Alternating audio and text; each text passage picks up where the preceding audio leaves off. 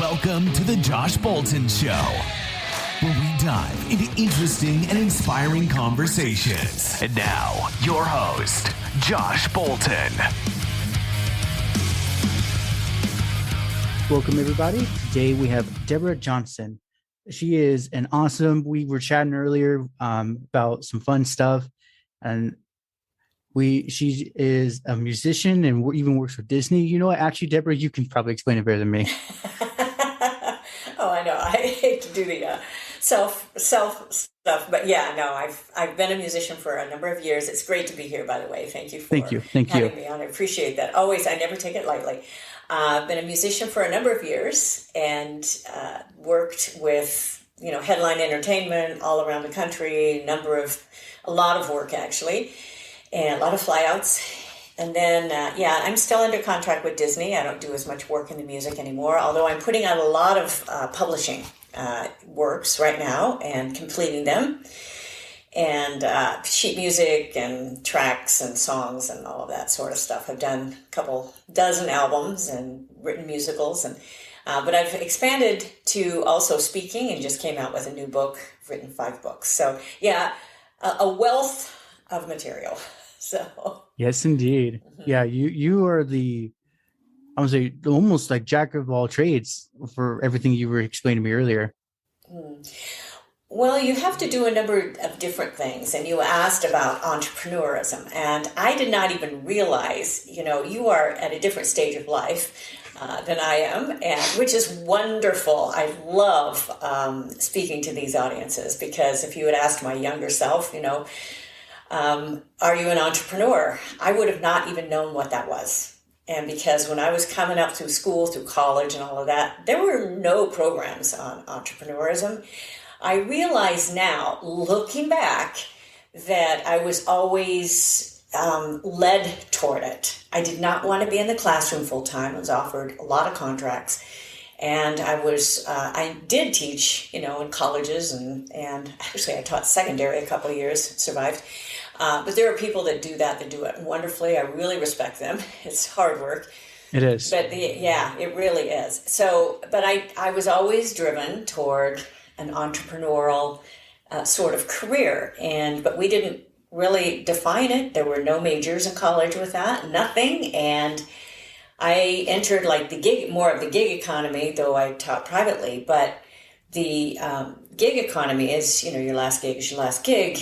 And I started learning a lot more about business when I expanded into the speaking area. So really, you need to know business. I've worked with with interns and who've been music majors. And I said, you should get a business degree and it will do you good. That's really important. Or really, there's a lot of good content. Just buy some really good, businesses for dummies edition. It's pretty much a crash course in college anyways for what, right. $30-$50 at worst. Right. It's really a very, very important education to get in business. And you have to be willing to take some risks and go for all of that. I always say, if you're going to decide all of a sudden to be an entrepreneur without living in your car, and you should keep your day job and do it on the side and let it develop and really work with those that business area. So, that's very important. Otherwise, you end up really having financial issues, and it makes long-term financial issues too. Yeah. I'm sure, and I'm sure you've known those people. I don't know if you've even gone through that. But it's tough.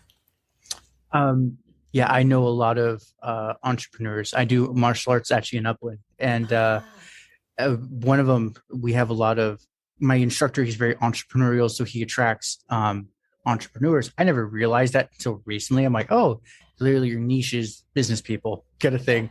But one of his students, he doesn't come in often, but it's a very wealthy recycler. He picks up the aluminum cans and all that. Well, he doesn't pick it up, so he buys it from someone else. Right. But he's even told me, he's like, dude, I've gone BK twice. And he's like, it's almost like a rite of passage. You got to almost be or bankrupt. And I'm like, I think I could figure out how to do it without going that far. Yeah, yeah. There are definite principles that you can do, and you can't be afraid to work, No, you and have to.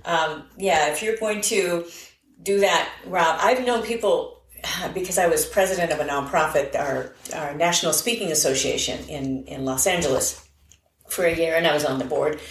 I'm not, it was really the first board I've ever sat on. I usually say no to that. But I saw people that would attend that would be so excited about this field. I mean, it's a fun field. It's just a fun field, when you get on the stage and people go, oh, this is great. I can even earn money doing this. And they've quit their day job. They're going to be a speaker full time. And those people, I just know by the next year, I will not see them again. I'm just not. I mean, you don't do that. You just don't. And even I've seen people that have backed off of their jobs and then gone back to them and just do, because they're really working at doing this full time. And I tell you, you have to have, I always talk about a multiple streams of income, and I've developed in my business the residual income. And I'm working harder on that right now because I love to work. I'm not going to quit.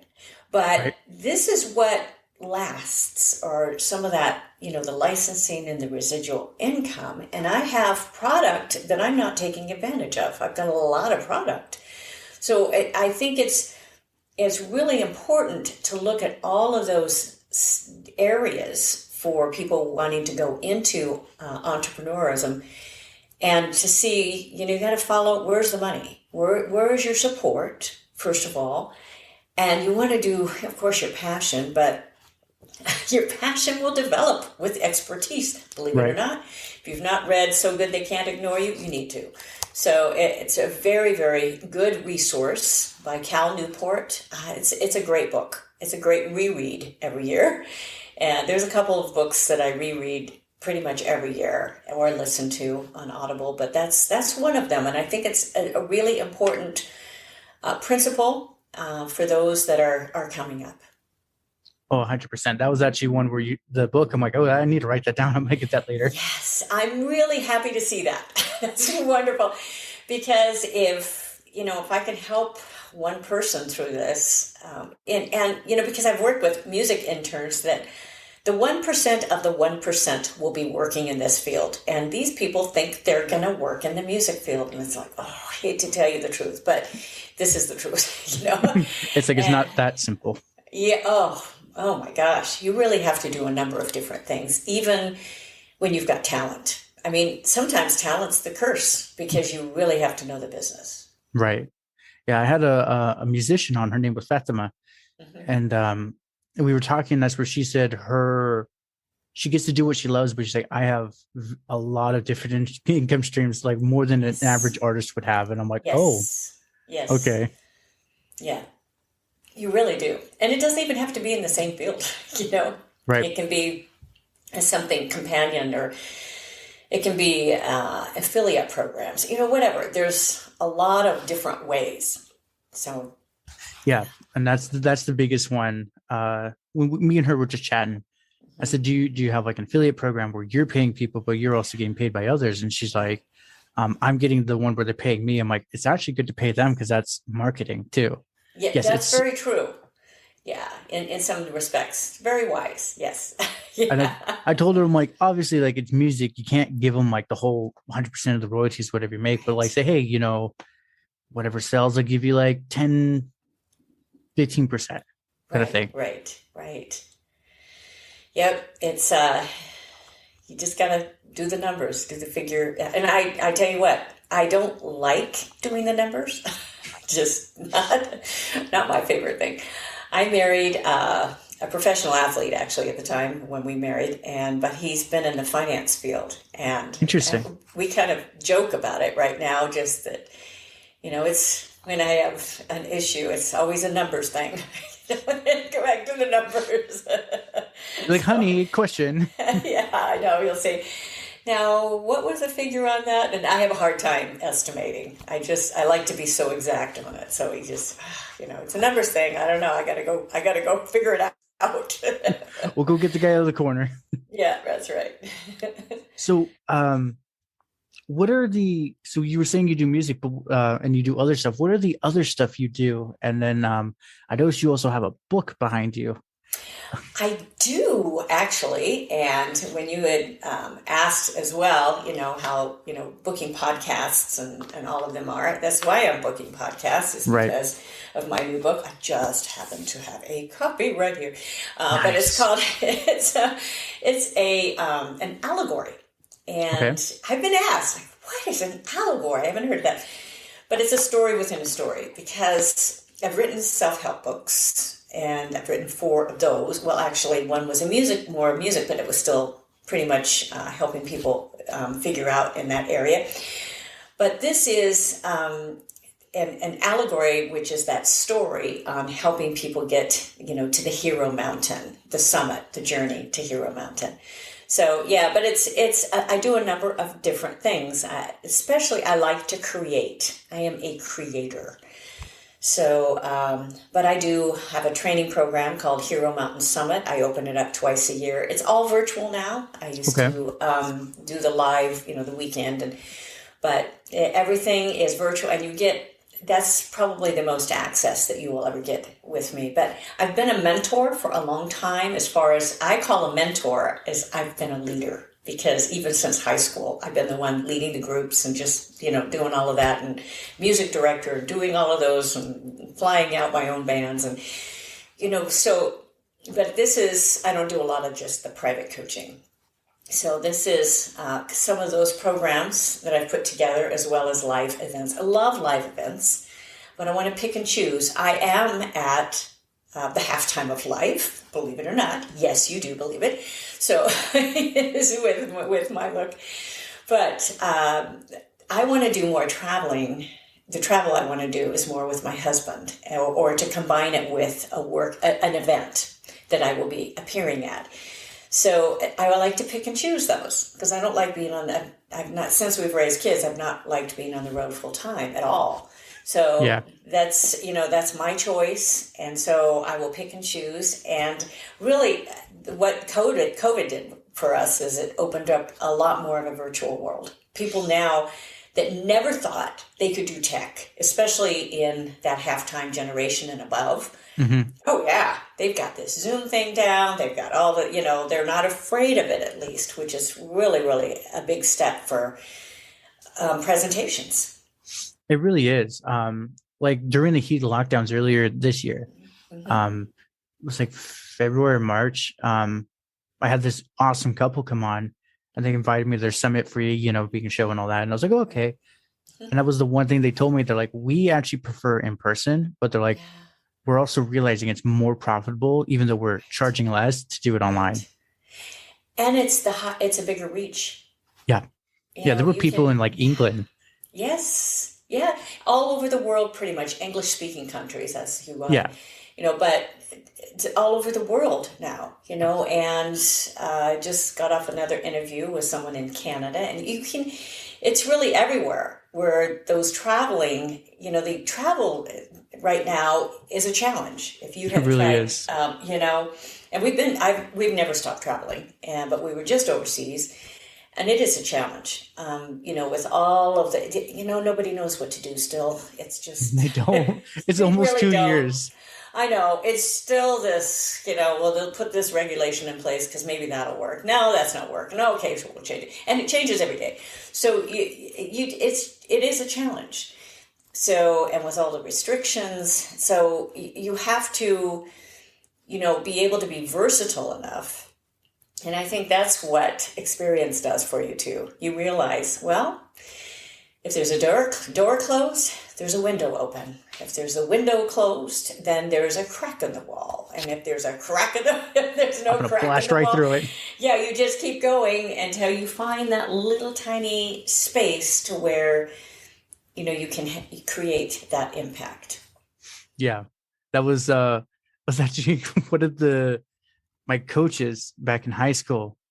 he was like saying that he's like, if the door closed, what do you do? And I said, which direction did the door close? And he's like, well, it swung in. So I'm like, the hinges are there. I'll just take the hinges off and I'll leave. And he's like, damn it. I've never heard that one. That's a good one. That's very, very creative. See? And he was like, no, you're supposed to go to the window, then this. I'm like, but the hinges are on the inside. I'll just, there we go. That's great. He had no words, I'm sure. He did it. He was like, kid, you're going far. I know, that's fun.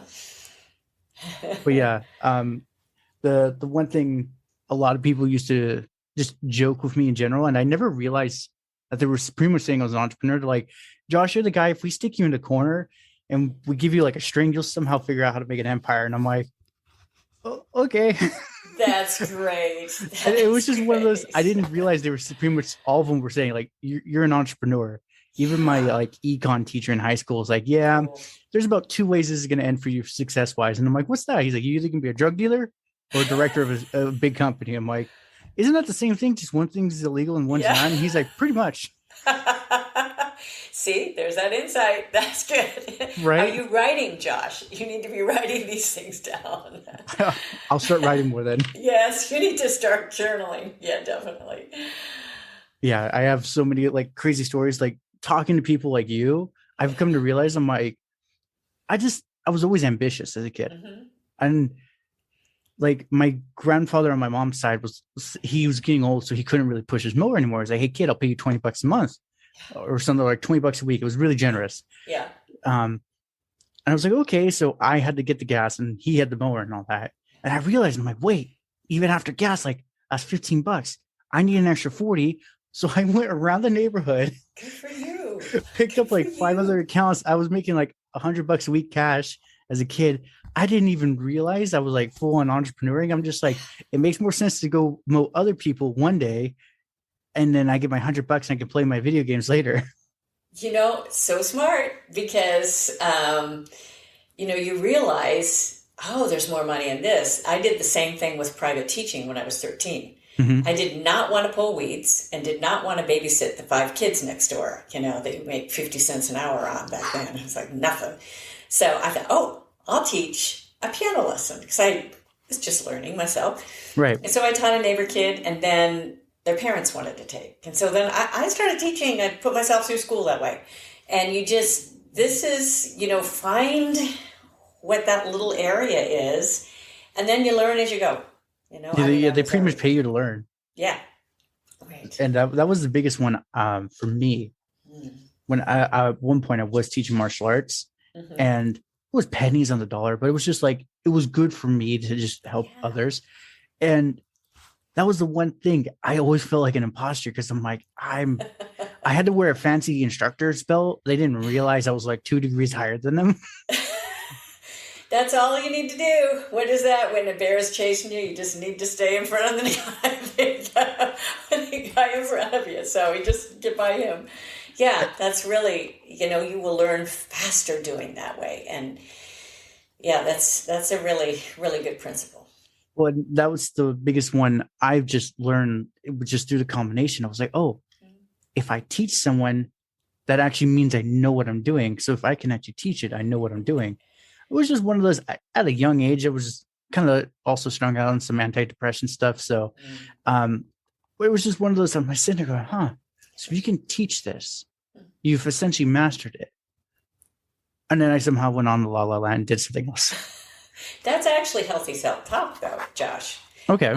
If you are talking to yourself like that and saying, that I can do this. So I'm not totally incompetent or imposter. I can at least teach them this. So yeah, that's actually very healthy. So getting by that, and then, I guess you've graduated from some of the, La La Lands, maybe. I'm past it. Yeah, I've been clean now. That's actually what Extra Spark did. I was all that stuff. I was like, "Ooh, I'm scared of risk, this and that." Now I'm like, "No, you're an idiot. Flip the table," kind of thing. So, what are some of the things you teach in the summit? Well, in the Hero Mountain Summit, that program that's 5 months, we go through mindset. I do some webinars during it as well. And it's a lot of self-application. We've all sat under instruction, teachers. You can find more information than you can ingest in like a lifetime on the internet now. I mean, Pretty there's just much. so much. But how much are we really able to apply? So with mindsets, with habits, with skills, with competency, relationships, and purpose. And we go through all of those areas with webinars. But of course, there's homework, there's reading assignments, there's all of that. Because I'm a big reader, and I think as you expand your education, you need to keep reading as well. It doesn't end with college, or listen to audiobooks. So do a combination there. I think there's nothing like a physical book personally. That's why I just loved the way this physical book. But I had a lot of people that have wanted this physical copy, not the audiobook. And I have the audiobook, I've got the ebook, but they want they want something they can hold, and especially now. That physicalness, because we've had this virtual world. And having that physicalness of something like, oh, there's real paper, there's real illustrations in here, there's, all of that is it brings, a certain comfort almost, a warmth there. So, but there's all of that in the programs I put out. And I only open that twice a year. And then I have live events, and I have a weekly newsletter, and you can always contact me through any of my websites and get on that. It's absolutely free, e-articles. I've had it, I'm sure it's been going for 20 to 25 years, a long time. Okay. And I just do an update. I don't spam you. It comes out once a week with the article, and then midweek when my podcast is released. So it's, basically, that's a great way to keep in touch, or just and I put new songs on there of the ones that are. See, when you say ooh, exactly, that's what people go to first. So, but they want to see what's out. I'm, putting out some new music availabilities, and all of that. It's a good way to just kind of keep up with everything. So that's the best way to figure out. I have a lot of free stuff. Everybody loves free stuff, but again, you get what you pay for in application. So if you're gonna, really apply yourself, I pay for really good programs, and I have through the years, continue to, and I think it's really important for all of us to grow. That's the biggest one for me. I've come to realize why a lot of people are scared of the price tag. I'm like, that's just going to speed things up for me. Oh, totally, it will. Totally. Because they have no reason to BS me and push me down their sales funnel. Say, oh, this is free, but the next course is $10. Then the next course is $25. And then you get to the point, it's like, you already paid the $10,000. You should have just done it up front. Yeah, just do it. Yeah, it's, and it all leads to that. I mean, it's just, so I try to make it, I've done all of these, I've gone through all of this stuff as entrepreneur too. You make all of these levels. And I thought, you know what? This time I'm done with levels. This is what it is. I'm making it simple for me. And if it's simple for me, it will be simpler for those who sign up, because they're going to get confused. Like, what level am I? What am I supposed to be? Yeah, it's a simpler process all around that way. So, and I have some stuff coming up in music too. Learn music again for those who used to play that want to play again. And so, you get sheet music every month. And so, that sort of thing. There are those programs. But again, I try not to tell you all of those things at once, because people go, what do you do? What do you do? Again, what, so they don't get it. So you have to kind of be focused. I think that's important, because as you talk to that artist with varied streams of income, this is what it is. This is what has to be. Actually. It's in general, whether you're an artist, an author, or whatever, you need extra consistent streams of income. The one I was chatting with, more higher end, he's finance, but he wrote his own book. And he's like, I get $2,000 a month pretty much guaranteed from my stocks. Then I get another like $2,000 for my actual rental house. Right. He's like, I've gotten to the point I'm not too worried about sales. As long as those keep hitting, I'm not too worried. He's like, but I'm not going to be complacent, but I'm not going to stress myself out either. Well, it's freeing. It's totally freeing. and that's, I think it gives you that sort of income and that sort of part of your business. It gives you freedom. And It does. and that is, I don't take that lightly as far as, the freedom. And this country, we have that freedom. Oh, 100%. You never want to have that taken away. You really don't. I mean, I have some very good colleagues who've come over from a place where they did not have freedom. That's why they're here. And they said, we never want to go back. And that's it's real. It is very real. Oh, yeah. And I think, we just got to watch what you listen to, got to watch what you watch, and keep your freedoms. Oh, 100%. Like my instructor I was mentioning earlier, he came from the Middle East. I forgot where. He pretty much says like Iraq area. He's like, just think of that area. Right. He said, I was young. Literally, my parents smuggled us over. He's like, so I don't remember that. I was too young for that. But he's like, I remember essentially, I think he was around 10 or 13. He said he got citizenship. Yeah. And he said that was the most proudest, but also most difficult day, because he's like, even if I wanted to, I can't go back to my country now. Yeah. This is my country. I have to make it work. And the man makes stupid money every month. Yeah. And you would never be able to do that there. Oh, and he even said that. He's like, my country, this would never be allowed. Right. Yeah. Yeah. I mean, I hear story after story. You got to find those stories because they don't put them out. No, they don't. But those are real. Those are very, very real. So you got to value. And I tell you, Josh, your generation, that generation coming through, you have to fight for that hard. You're the generation. I am the generation where I can encourage you and say, fight on. Right. But I'm doing my fight in my own little way. But I'm also equipping people to fight is what I do. Right. And to people are not thinking. They accept. And you've got gosh. Yeah, they accept things. And I'm married to a type B. I met my husband on a blind date, and we've been married a number of years, thankfully, raised our kids. But I'm a type A. Oh, I could tell that. Can you tell? Oh my gosh. And I never knew what that was either until someone called me tenacious, and I thought it was a bad word. Anyway, but the fight is real, and you have to be able to think through, what your values are, and you have to stop and ponder. And that's why I'm big on journaling. You don't have to journal long, just a sentence or two, but you need to take the time to think for yourself and not just be spoon-fed. And that, we're not babies. We don't need that spoon-fed. We need to think for ourselves. We don't need to be actually just told what to do, but think through what was, I'm starting to get into history even more because I'm so interested, because if you don't study it, you repeat it,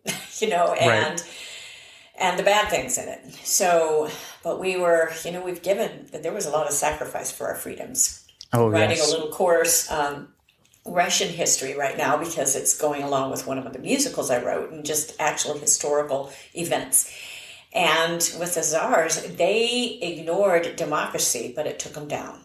And so it totally did, because the people just totally rebelled, and without representation. And then, you leave the door open for other stuff coming through, which did. So, anyway, it was just, it's very good to stop, think, and for yourself. And I think we were on that road to, entrepreneurism and all of that, and the fighting for the freedoms that we have.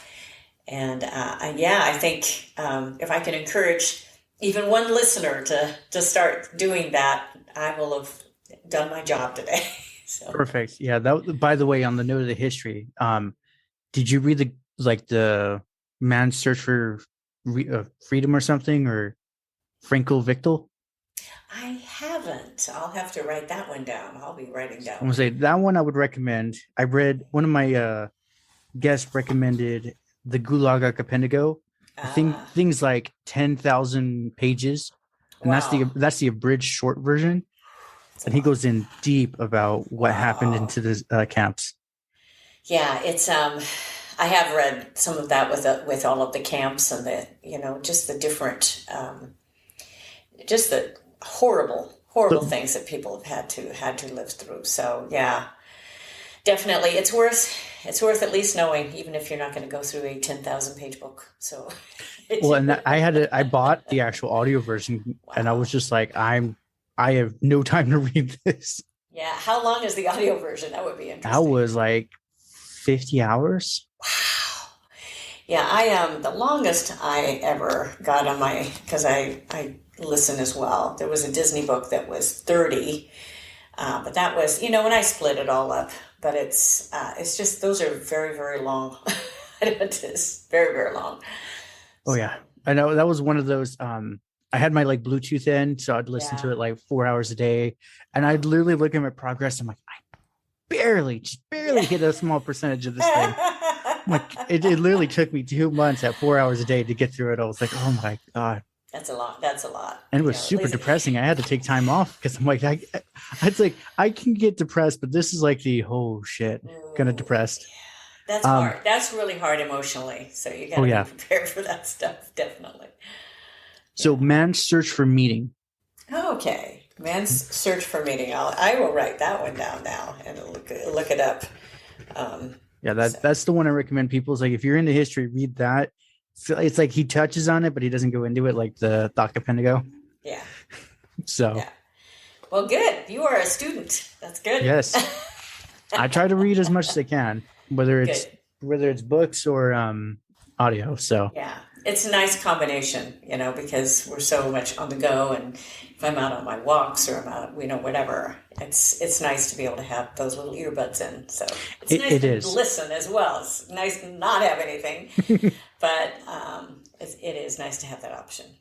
So one thing you mentioned earlier, and I wanted to touch on that because that's something I noticed. Yes. I just had to bite my tongue. I didn't want to cut you off.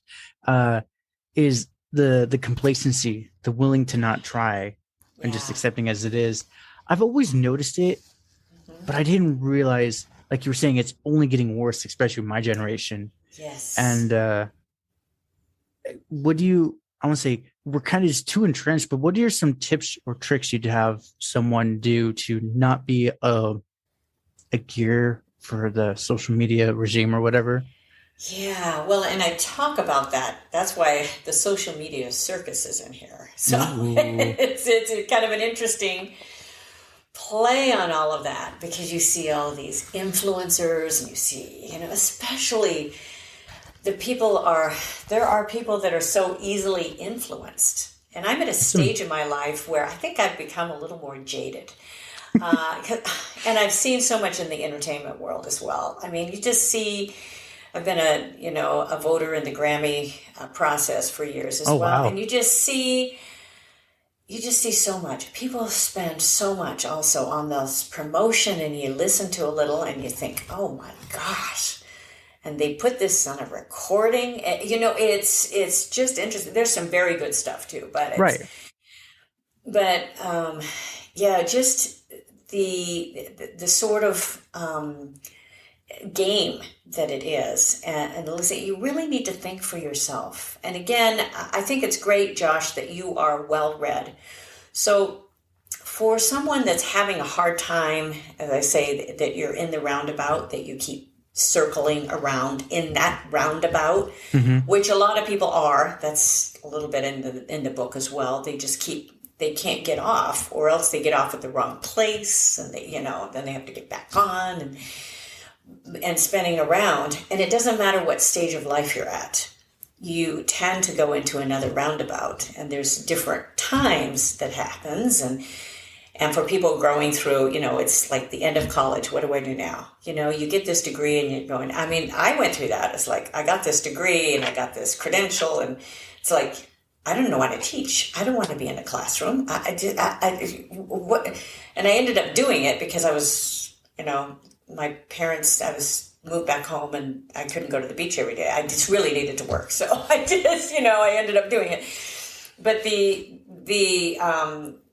that process of, getting on that roundup, you need, to make a decision. It's a mindset that you're going to do something about this, and to start, and it might be, doing something different. So it might be a change that you normally wouldn't think about doing. You might, bring along a coach. You might sign up for a program. You might gather, be a part of a mastermind. A lot of those are completely free, but you watch the people in it, though. Be careful who you surround yourself with, of course. Yeah. But interact with some people that you feel like you can be challenged by, and hold each other accountable. I'm big on goals. Of course, that's one of my websites, Goals for Your Life. But you can put your own goals. They don't have to be big. And one of the best things is just to think about tiny little things. I'm doing an interview coming up with one of the people involved with tiny habits, and a lot of like Atomic Habits, and all of those books are kind of based on some of this research of tiny habits and how those make such a difference. So if you were finding yourself circling, or you're just going nowhere and thinking, okay, I'm just really stuck, or at least you realize you're stuck. Okay, that's the first step. You got to look and see where you're at. Get that airplane view. Where am I at? And then be willing to move, find some options and how you're going to be able to at least move. Because again, it's easier with a moving target. When trout are moving, it's better. Or upstream, they're going to get to their destination. If they stayed where they were, they would die. So they have to move. Right. And the same thing for anyone. You have to at least move. If you're in a race, you can't stay on the starting block. You have to at least move. You might not be fast. It's okay. You got to move. So I think that first mindset is, once you start moving, it's going to create a little bit of that momentum, and not being afraid, even introverts. Now, I often share, I am an introvert. People don't believe that. I am. And I'm an intentional extrovert. So I get on stage, or I do things in front of people, and I turn on. It's just what happens. But that intention, I understand that feeling like, okay, I'm kind of in my own little square, my own little box. So, yeah, but I think that's a lot of it, Josh, as you asked, what do you do first, and getting from there. Well, and that's actually funny for me, because I'm starting to produce the same thing. I'm very introverted by nature. Mm-hmm. And I'd literally rather stand outside a grocery store than deal with everyone inside. Wow. Now that's a real introvert. That's a genuine. Grocery store. And that's just one of those, I've also learned, kind of like many other people, if I really want to get sales or to get known, I got to be extroverted. I have to show up places. And it's I joke with a few of my friends, and I say, I've learned to kind of put on a facade. I can pull it off for about an hour. If it's more than an hour, I don't know what I'm doing.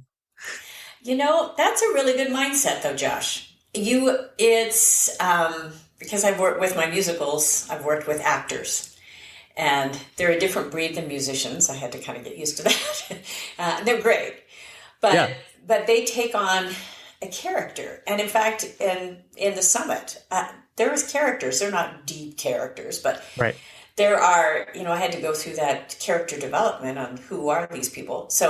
But we do the same thing. And I get on a stage, I become, especially in music performing, when I'm doing something from the Phantom, I am Christine.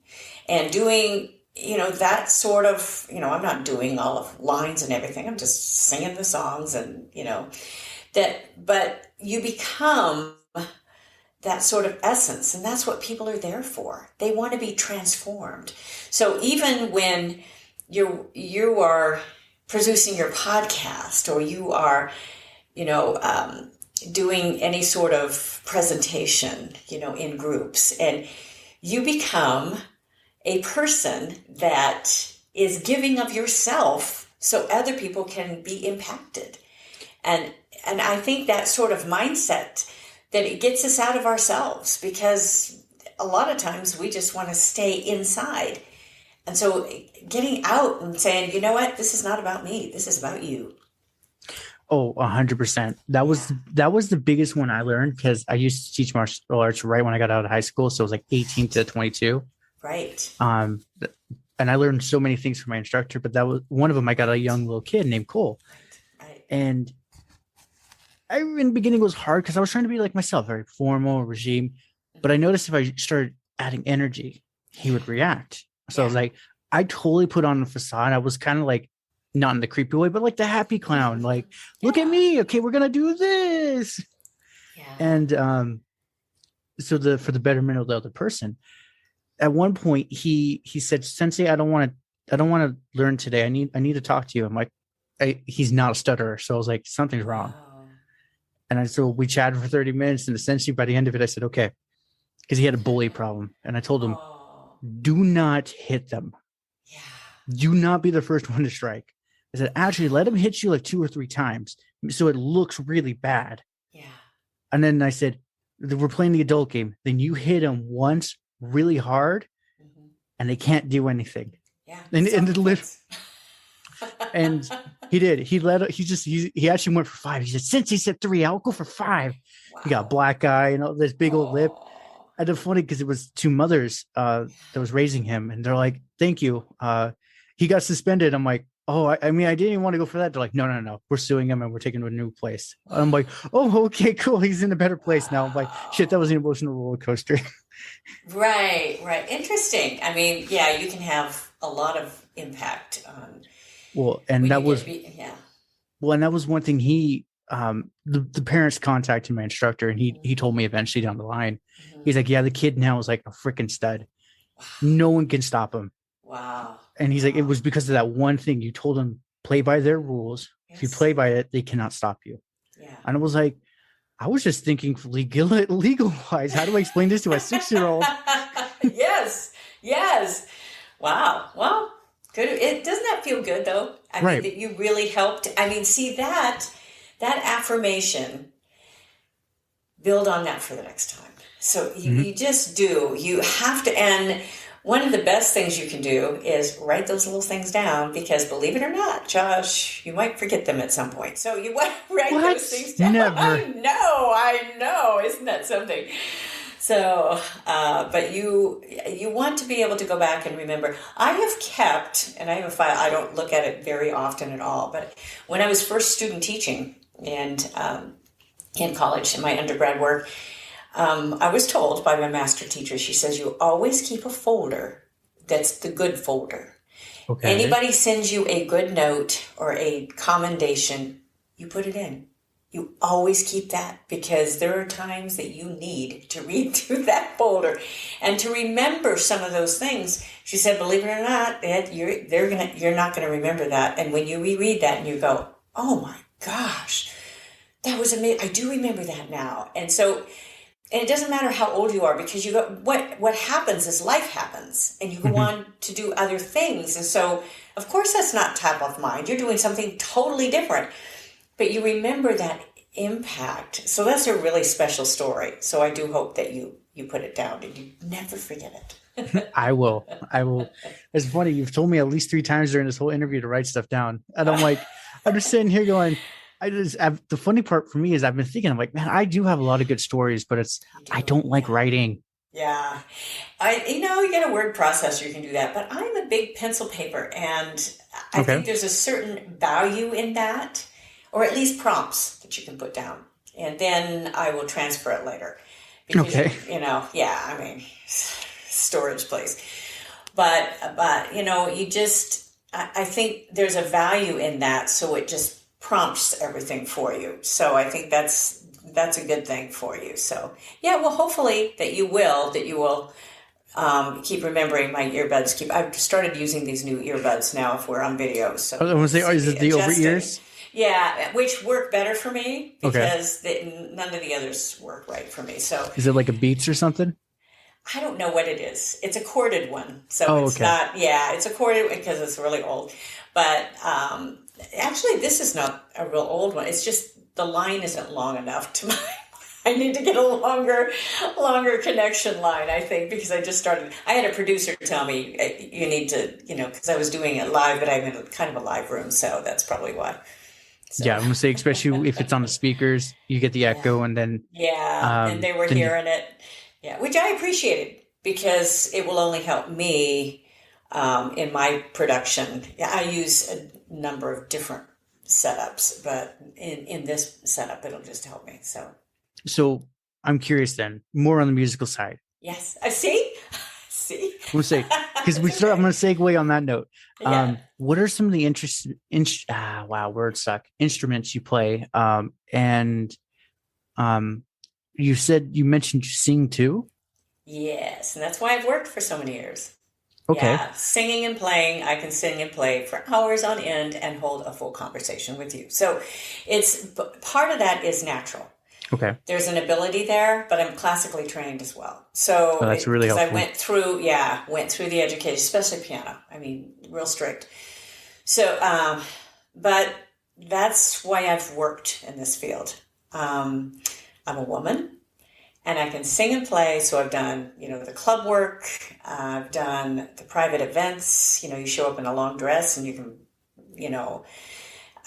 put, an ambiance to a room. But of course I've done the shows as well.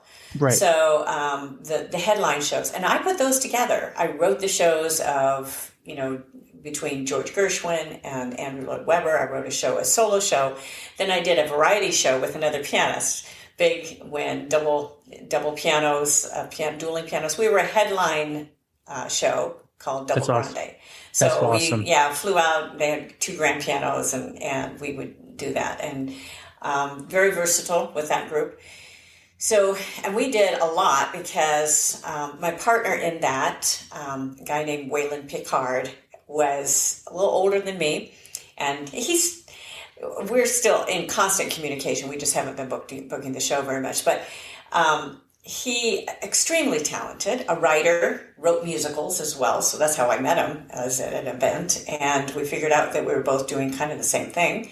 And so we combined efforts and our talent, and combining our talent pool.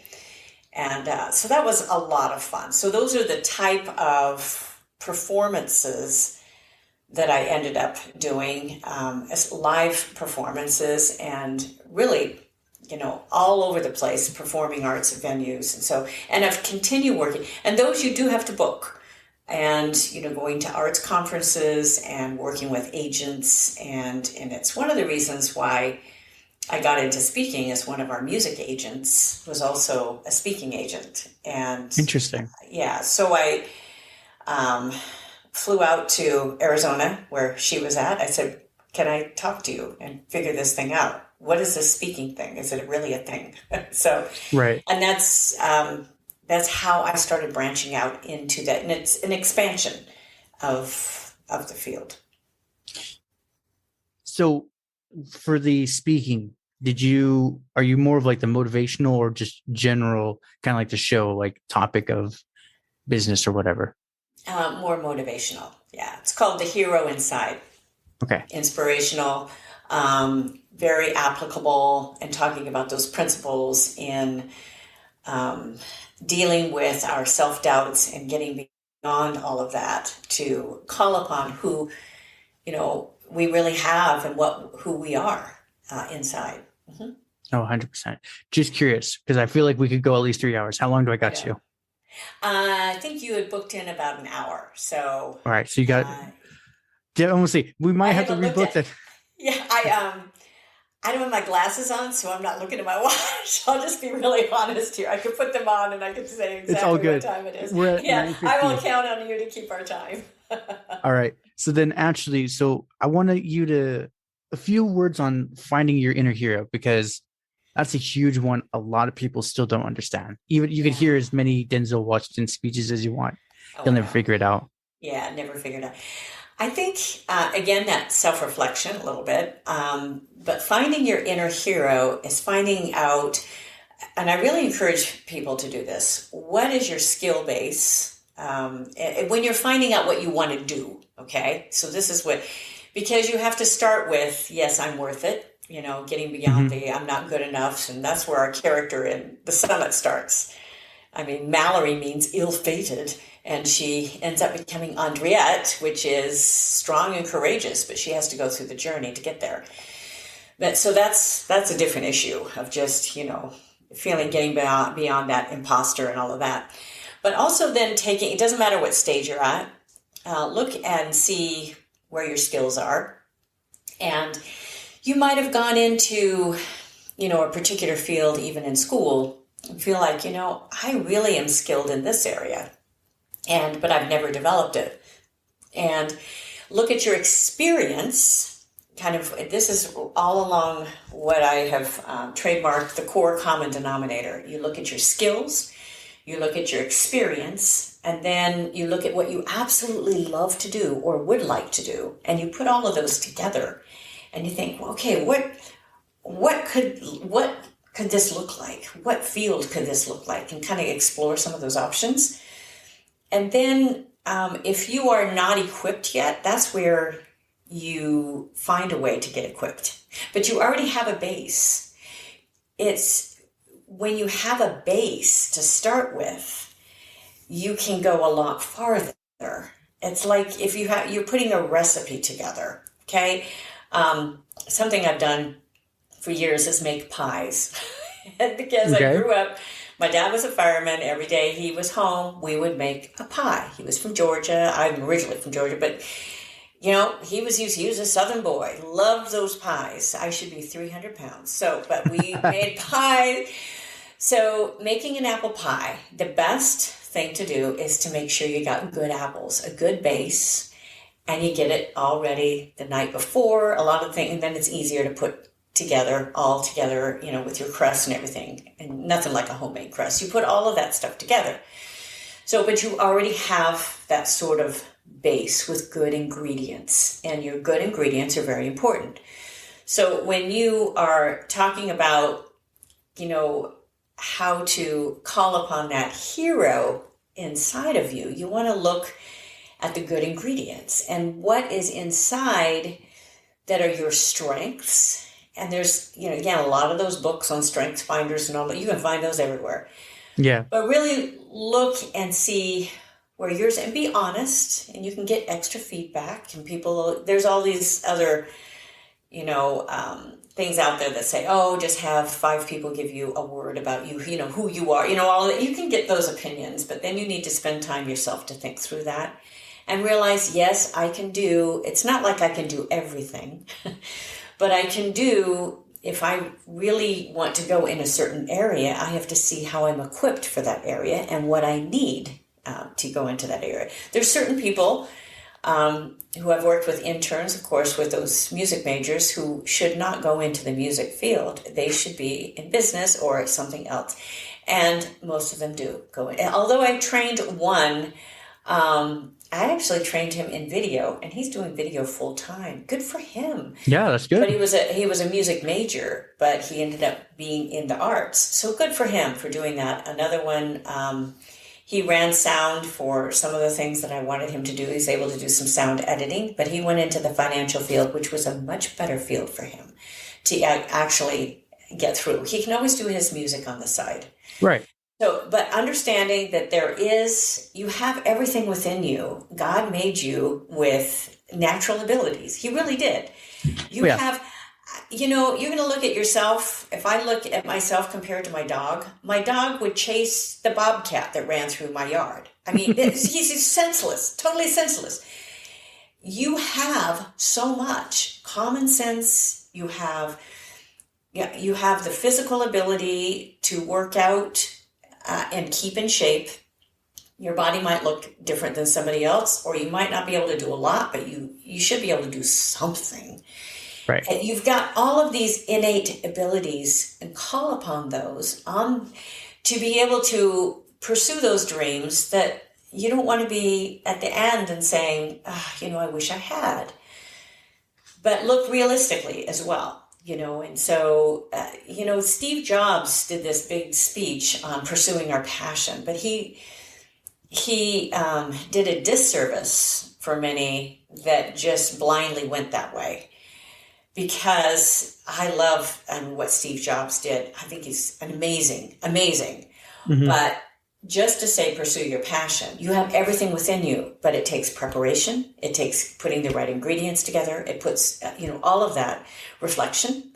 And that's why this whole Hero Mountain Summit the whole program is so important, because you really do need to look at all those areas, because your personal and your professional life, believe it or not, they are very connected. Extremely connected. Extremely connected. And I've been married for a number of years, raised a family, still worked all the way through, and been an entrepreneur doing that and setting up my own clients, all of that sort of stuff. Right. But the combination of that, they do intersect. So you have to spend time with that. And if I can encourage, your audience to be able to do that, to call upon that, this is the reason why I wrote this book. It's like, do I need another book? No, because I love to write. It's, but it's not just for me. This was for a message. It's why I hired 2 editors. It's why I wanted this thing to be as good as it can be, as good as I can make it, and to scale it down so it's not 50 hours. So it's a 6-hour audiobook. It is scaled down so someone can either listen or read it and apply it. And so I hope that answers a lot of your question on how you call upon that hero. But again, it's that decision, first of all, to start, like we talked about before, but also, getting with that self-evaluation and moving forward. Oh, 100%. That was the biggest one. That's why I decided to do this. Is people have told me you're great at talking, even though you're an introvert. Right. Like my friends would say, like, jokingly, I wouldn't actually do it. They're like, you would hire a hooker just to talk to her and hear her stories, not have sex. And I'm like, I sat there, I'm like, actually, you're right. You know what? That sounds interesting. That's an interesting twist. I know. Oh no, and that's where I was like, there's like, you just like talking to people, and that's where my one buddy's like, podcast, dude. Perfect. And you know what? I love the media. I love the podcast format. I really do. Yeah. And I waited because lost my parents within a year, and I was president of a nonprofit. It was huge, busy couple of years, and I put mine off for a couple of years of even starting. Mm-hmm. Because I knew a lot of podcasts start and they don't continue, and a huge percentage start. And I've seen 10 to 12 episodes. It's just too bad. But I love the media format and the reach that you can have. And I think and to be authentic with it. I speak on my own podcast. I only have one guest a month, and my husband and I are on once a month. I drag him in, and we are on, and I do all video as well as audio, because I think it's just nice.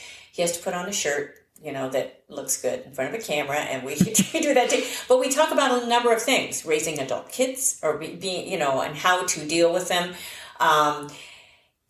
With his financial field, I interviewed him a whole thing on Bitcoin and cryptocurrency. It was very interesting. What was that one's name? We'll look that up. Yeah, he puts a disclaimer that this is not financial advice, and he's not an expert in it, but he does a lot of reading in it. So we give good resources, because again, I write an article for every single podcast, so it's a lot of work for me. And then I do two a month, and write the articles with those. And I'm hoping to be able to put in some bonuses, but it's time intensive when I'm doing other projects as well. But I've stayed on this course because I feel like this is the way I can make the most impact regularly with the quality that I like. And of course, I'd love to hire other producers and other writers, all of this, that you have everybody say, well, this is how you do, but if I'm going to share my heart, I need to do a lot of that writing. Not everybody, you can't hire a writer to do all of that writing for you. So right. I think that's a great thing that you have done with your podcast, and people finding their niches. This will help you grow your platform and figuring out, all the other things that you do. Perfect. Wonderful. So it's 10 o'clock. Do you have anyone right now? Not right this second, okay. No. But if you wanted to go a couple more minutes, if you had another question or two, we can do that. And perfect. Then I have other things I've got booked. Yeah. No, like I said, I feel like we could have gone 3 hours and it would have been, Yeah, it's just well, been you're 3 a great minutes. host. See, Thank that you. shows you what a good host. You're a good listener.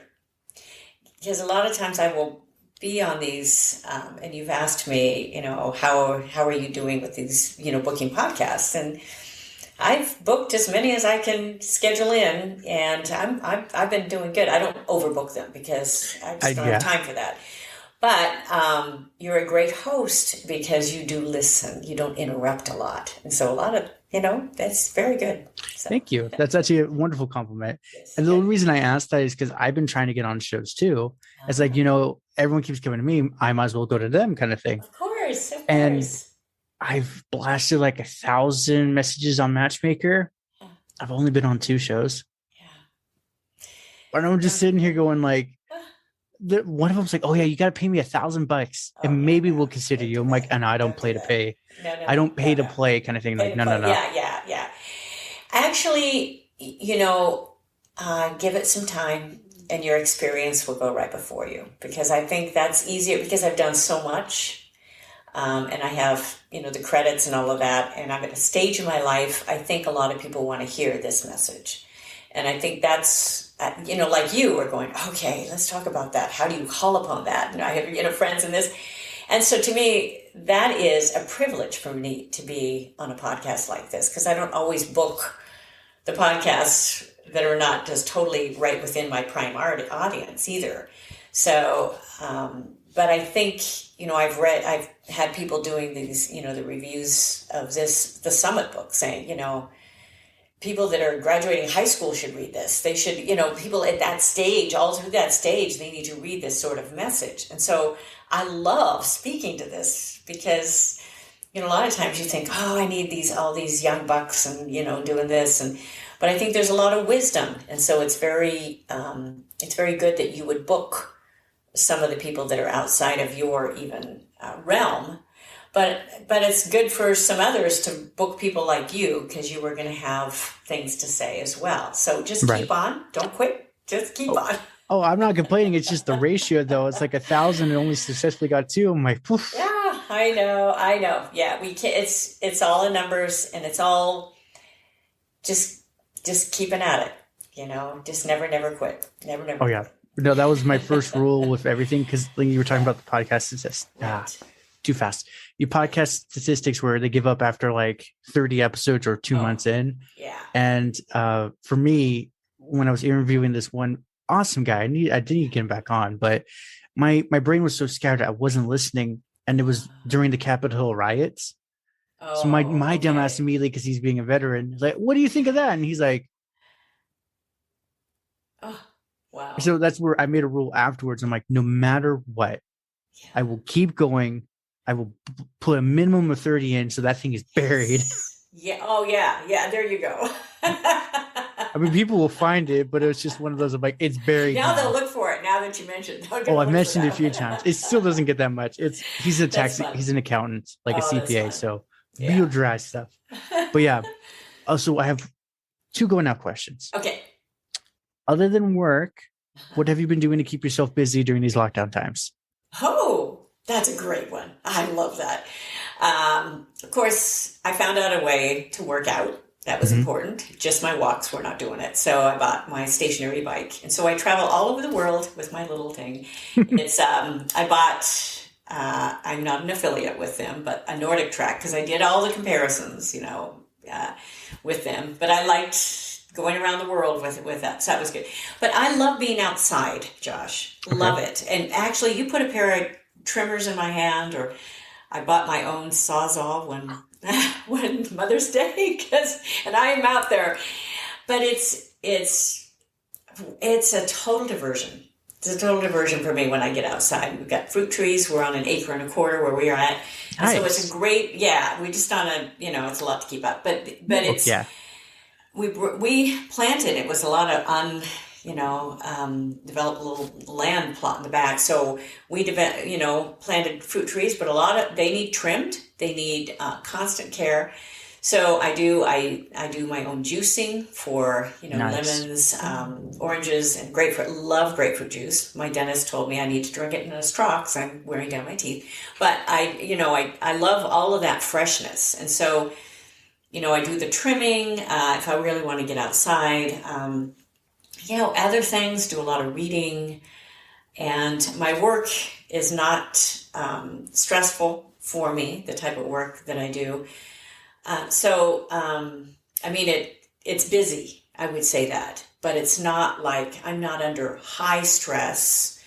I'm working with more of my own self deadlines. And so I don't call those, like high stress, somebody being on me all the time, like some people have. You have 2 hours to do a 2-day job, and it's like, I'm sorry, I'll figure it out. Yeah. So I'm fortunate in that I'm at a stage in my life where I don't have to deal with that too. So but that's those are some of the things I love to do. I love to just get outside and see outside, just be out. And I hope that gives you enough to go. I'm not one that loves to spend hours in the kitchen. Me neither, so it's all good. If my husband cooks, that's great. And or orders out, that's great. Good too. It counts. So that's those are things, I try to hire out those sort of things that we'll go out now and then. So yeah. There we go. So where can everyone contact you? Website, social media, et cetera, et cetera? Yeah, I love this question. I have a number of websites. Again, goalsforyourlife.com. That's all connected. DeborahJohnsonSpeaker.com and DJWorksMusic.com. And you can get me, any of those.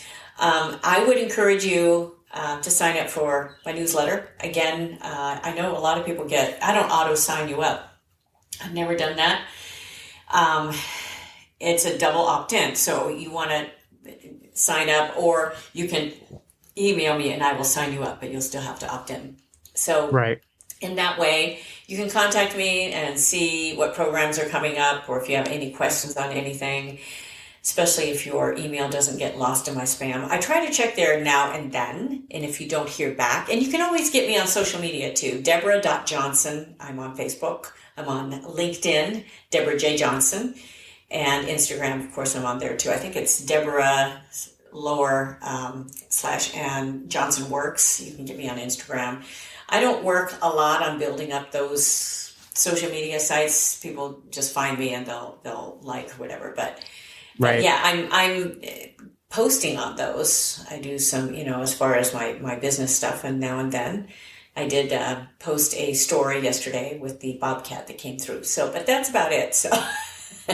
Or some of my walks, or some of the things that are going on, or some of the music when I'm doing some scoring. I will do a picture. Back to scoring. Some of those things. That I do. So I'm pretty easy to find that way. Perfect. Yeah. Wonderful. It's been an absolute honor and a pleasure to have you on. Well, thank you. I never take this lightly. I really don't, and I just appreciate it because I know how much work you do on your end. And just always appreciate the opportunity, and would hope that someone was touched with something that we talked about today. Oh, yeah. And I truly appreciate your perspective and everything you do, too. Good. Well, congratulations. You made it to the end. You're an awesome person. Not many make it here. So, being the awesome person that you are, can you do me one more awesome favor? Can you rate and review this on whatever podcast services you're using? If you do it on Apple and you leave an actual written review, I have a thing on my website. I will take your written review and post it for all to see. Congratulations, you're permanently sealed on my site. Otherwise, I am trying to do YouTube more and live streaming. I will try to put as many of the YouTube links in the description of the show as I can. So give your boy some extra help over on YouTube. Watch my videos. I just mute it and change the channel, change the window or something. But yeah, that's it. Thank you for being awesome, and see you next time.